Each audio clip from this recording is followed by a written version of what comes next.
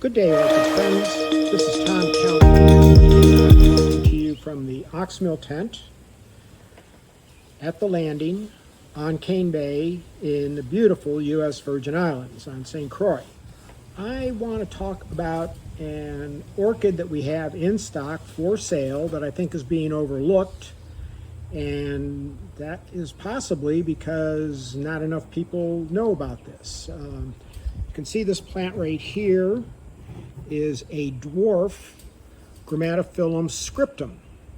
Grammatophyllums grow very, very well on St. Croix, and a standard Grammatophyllum scriptum gets really huge. It's a species, and these plants can get 3-4 feet across, and they'll send out flower spikes that are 4 feet or 5 feet tall, and they're just big, big orchids.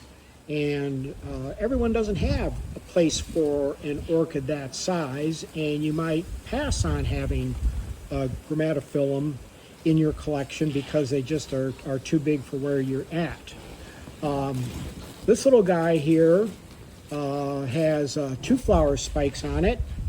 The first one, the flowers are almost fully open. There's 5 of them, and it looks like we have another spike with just 2 flower buds on them, and they'll get bigger, and they'll probably bloom while these first flowers are still hanging in there. They bloom once a year around this time of year, and I just think they're a lovely little orchid. I wanted to show you my dwarf gram scriptum. I have it mounted on a piece of coral. And this is actually the first time for me that this has bloomed and then rebloomed. So this orchid has been putting out flower spikes and blooming for almost a couple of months now. And I am just delighted with it. Now, I have had this orchid for about 5 years.